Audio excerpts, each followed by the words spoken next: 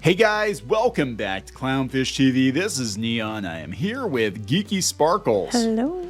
And we're going to talk about Hollywood imploding. We're going to talk about the SAG-AFTRA union talks breaking down and what was the straw that broke the proverbial camel's back. It was apparently a quote-unquote tax, an actor tax that was supposed to be levied on all streamers. And the studios got very, very upset. They got blindsided. Well, I don't think the people subscribing to the streaming services are going to want to pay that either. No, because every time these streaming services raise their prices, they lose customers. Right, but I mean, you're already having jacked up prices as it is, and now you have to pay an extra $1 per streaming service because, you know, yes, these actors want more money. Pay the Hollywood tax. So, and it's interesting because I guess one of the studio heads blurted out that this was not a socialist country and you can't do that. So it's pretty interesting stuff. We're going to read this before we get into it any further. Please subscribe for more pop culture news, views, and rants, guys. You get a woohoo if you do. Woohoo! Geeky not feeling too well today, so sorry. I don't know how the woohoos are I'm going to try. Gonna work. I wasn't going to tell anybody I was sick, but you know. Oh, I'm sorry. I'm sick. Yes. She's sick. Well, she's not woohooing as much as usual. Oh, sorry. That's why. Not a lot of woohooing in Hollywood. This is coming from the Wrap. This is Sharon Waxman, who's, I think, in charge of the Wrap. And she said, yeah, they got blindsided. And this kind of goes along with, the other day, talked about it, that the talks broke down. But they thought it was all good. I guess the studios thought that they were going to sign a deal that was very similar to the WGA's version of the deal. Well, I would say it's better than the WGA's version of the deal because they made huge strides in, like, you know, things for people that you normally don't get covered in these things. Yeah. Yeah, and they were like covering motion capture actors. Yeah. And they actually did all the stuff they claimed that they wanted. This is what gets me. All the stuff that they claimed they wanted. And then some. Yes, residuals. They wanted protection against AI. They got better health insurance coverage and everything. Better health insurance. They were getting, again, protections for people that didn't have protection before. And then apparently they went to go sign the paperwork, and Fran Drescher dropped this Hollywood tax on them. You know, and I don't think the general public's going to feel so damn sorry for them because they're sitting here like a lot of people are hand-to-mouthing it every day, and then you're like, we got all this stuff, but we want more. And you see them at these award shows, and everybody already is tuning out of those because they're so tired of the elitist, up their own ass Hollywood actors and co. And now you're going to, you know, this keeps happening and their shows are getting delayed. People are not going to be, you know, super supportive at this point in time. Yeah.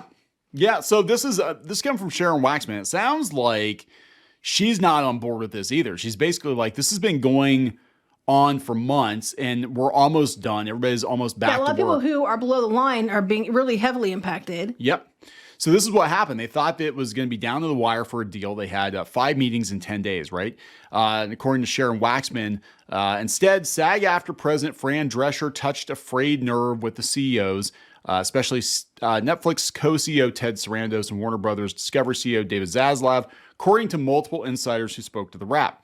The Guild had to return to the negotiating room at SAG headquarters with a new ask. Instead of demanding a 1% levy on all streaming revenue, the Guild was demanding a flat $1 per subscriber per year fee.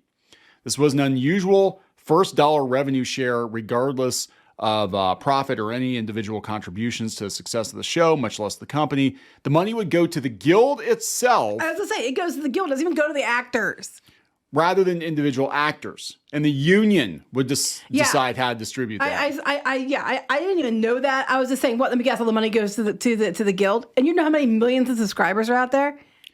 Yes. Bullshit. Yes. Got to keep them off being pumped up, right? You know, got to keep them. Got to keep the control. Well, yeah, and they said that the CEOs already rejected revenue sharing in principle. It wasn't, something that was going to work for the business model, right? So Zaslav was like, on what basis would you do that? Charge $1 a subscriber. Drescher deflected. Think how much better actors' lives will be. And I can picture her. Yeah, you know what? I'm even like, fuck you. Yeah, that is like, wait a second. We almost had a deal. And you come in here and you're like, oh, by the way, I would also like an Oompa Loompa. Wait. Think of how much better actors' lives will be with this money that goes to the union. To the Guild. Yeah. Right, it doesn't even go to the actors. Think of how much bigger our building will be. You know, how much higher our salaries will be. Because it's going to the Guild and you have no way of knowing how they're going to spend it. This is after they've already given them like a whole bunch of stuff. Yes. She said what the CEOs took to be as a threat. She did not get this benefit for her members who would go back to the strike lines. SAG-AFTRA has been on the picket lines since the strike began.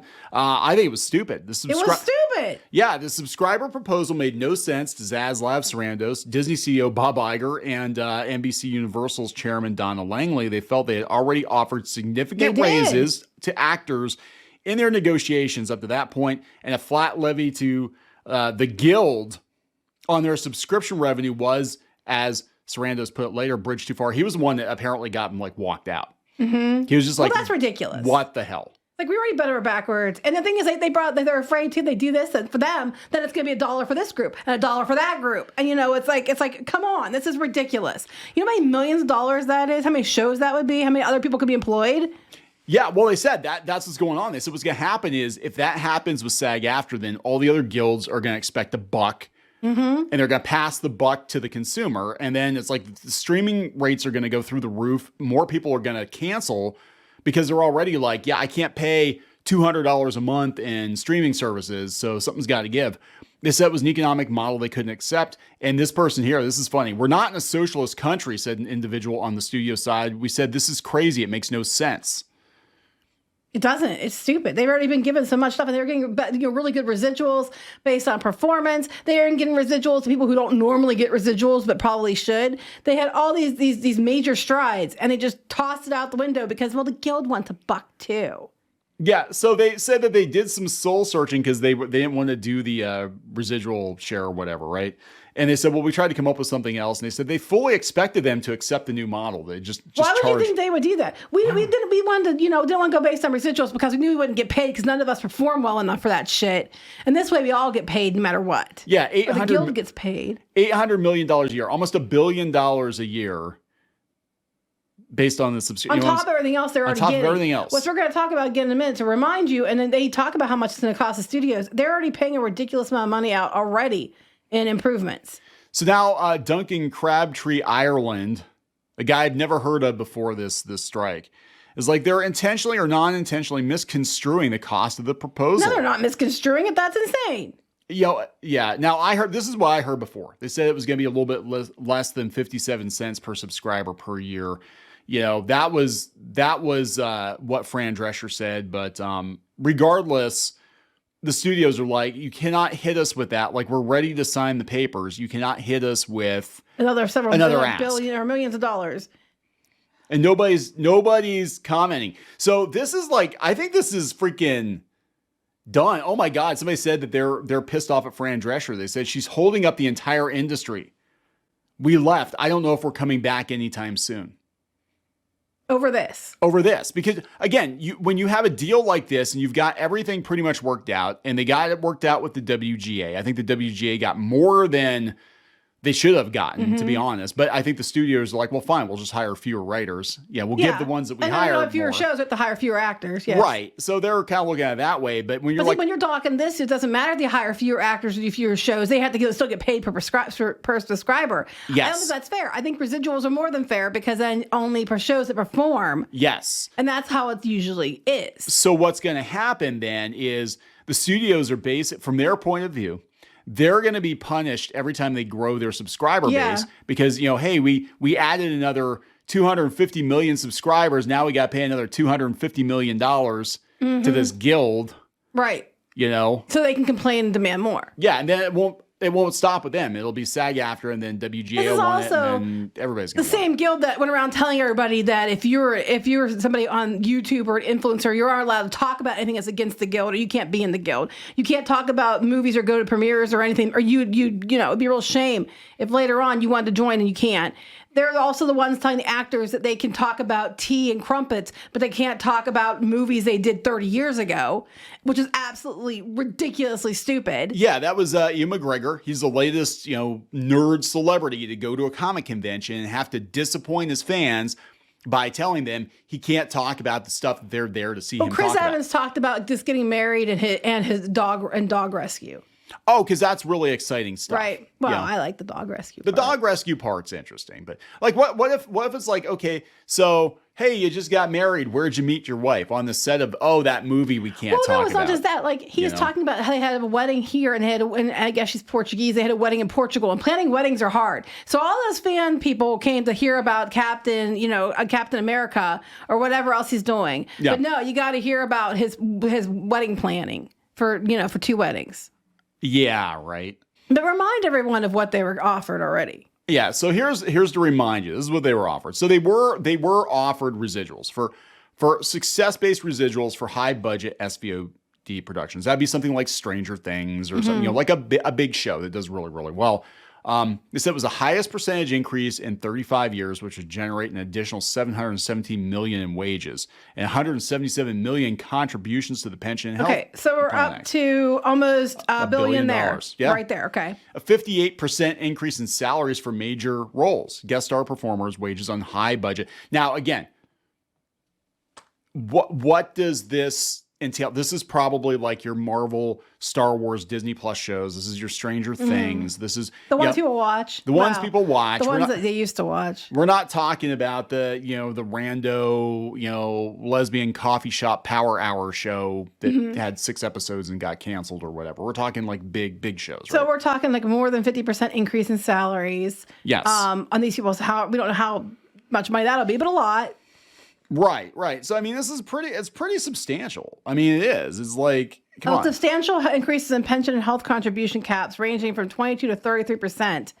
So they could qualify for additional periods of health coverage and earn years of service towards a pension. And that's going to be millions and millions of dollars. Yes. Meeting nearly all the union's demands on casting, including guardrails around self-tapes, options for virtual and in-person auditions, and accommodations to performers with disabilities. They should have done the last one no matter what. They probably should have. They should have been doing that already, just with the laws that are in place. Compensation adjustments of 25% for singers who can dance and dancers who can sing. I can't even with that one. Yeah. It's a 30% increase. Wage increases for stunt coordinators of 10% for the first year and outsized increases in years 2 and 3, giving television stunt coordinators fixed residuals for the first time ever. Substantial. A lot of money there. A lot of money there. Substantial improvements in relocation allowance. A 200% increase if the performer is on an overnight location for 6 months. The allowance would now be payable for every season in which the performer is in an overnight location. Substantial increases in Schedule F money breaks between 11 and 41%. The 41% increase applies to 1-hour television programs, the largest number of productions under the agreement, right? Yeah, right. So it's, So this goes on and on. They got motion capture agreements. 25% increase I'm in just saying, span when you money add all breaks. this up over time, it's going to lead to a lot of money, like at least a few $1 billion. Okay. Yeah. And the AI protections too, that was one thing that they were worried about. And they basically said, we cannot use your likeness, your voice, whatever, without your explicit consent. And you can get paid for that, but we got to have your consent. So we're talking like all this money that they're offering them, this huge record, things like that have never been offered before to some groups, 35, best in 35 years for other things. And they come back with, but now we want more. We want at least $500 to, $800 million more per year. Yeah. For this tax. Yeah. I mean, is that a year or month? A year. It's a year. Yeah. But that's substantial. That's a lot of money. And it adds up to a lot of money. It's kind of like Superman 3 where he's like taking the pennies. Like it doesn't seem like much per person, but well, I mean, like Disney Plus, they just raised their prices to like $140 a year. So you're talking like $1 off that, which doesn't sound like a lot. But again, when you have 200 and some million subscribers, that's a lot of money. And then that's times whatever. And then you have to do it every year. And that could have, paid for another show. It could have, boosted the thing so their stock stopped tanking. Yeah.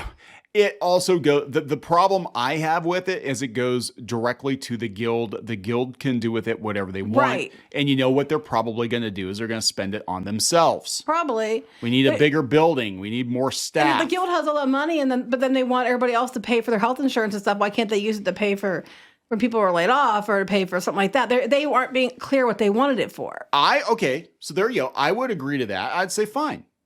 We'll put this money into like an escrow account or something. And the guild can make suggestions, or you need to come to us and ask us how you want that money to be spent.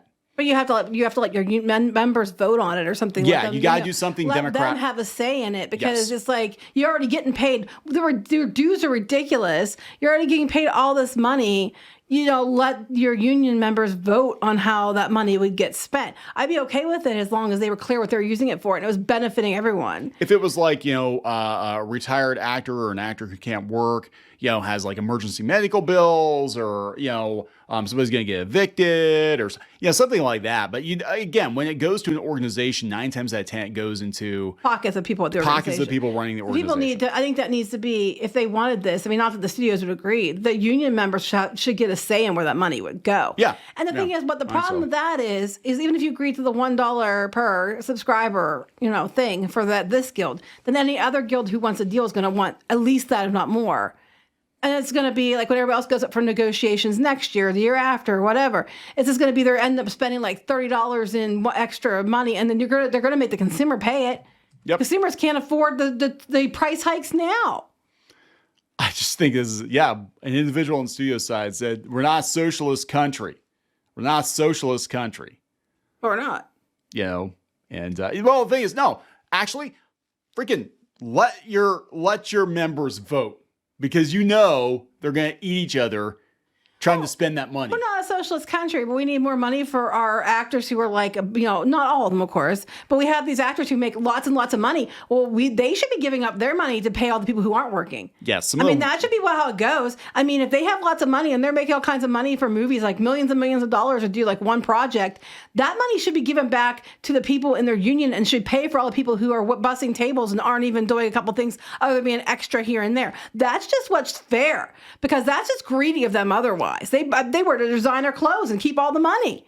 Get paid more than the CEOs do. Let Tom Hanks pay their dues, right? I'm Tom Hanks can pay their dues. They're like, we want this, and the well-off actors can pay a whole bunch of money into back to the union. Well, they do. They get kickback. No, but I'm saying, beyond that, it's not enough. Like, they got $30 million to do this project. Well, they should be able to keep 3, and then the rest should go back to all the people who aren't working. I mean, because how dare they? They're rich. They made more than the CEO did. But you know what? That on one project, they do several of those a year. But how dare they? They're rich. But when it's their turn and one of them makes it, well, that's my money. That's my money. You can't tell me how to spend my money. Right. I'm just like, fine, put your money where your mouth is, actors. You think that everybody should be getting this because, that they should be paying to keep everyone. Then you yourselves, who have millions and millions of dollars, should be paying to keep everyone. I think this is the bridge too far. Like, well, we want $1. I can just picture her saying it in the nanny's voice. I do it, but again, I sound like Peter Griffin. Oh, I sound like that. I don't sound great. I'm just pissed. All right, so there we go, guys. So I think the actors just shot themselves in the foot because it sounds like I don't think the actors did. I think Fran Drescher did. Yes. And Duncan Crabtree. I'm sorry, I can't say the name without dude. Duncan. You're hyping your name anyway. I mean, come on. So good luck with that, because I think this one really pissed the studios off, and they're probably not going to come back for a while. Well, that's going to hurt a lot of people who had nothing in it. Yeah. But, you take it up with them. Take it up with your representatives. They were going to agree. It was going to end, and then they had to just go. But wait, we want more. Yeah. Well, okay. So the writers, are they going to not write now because they're supposed to all be in solidarity with each other? Well, right? They can't write. No, they're not supposed to. They're not allowed to write. So it doesn't matter. So even though the WGA got theirs, if you're in solidarity, you're not allowed to do shit. But they will. So there we go, guys. I think we're gonna wrap this one up. Please subscribe for more pop culture news, views, and rants. We're gonna have more videos on this. I thought we were done. But this drama is gonna go on for a while, so we're gonna be here for it. All right, we'll talk to you later. Bye.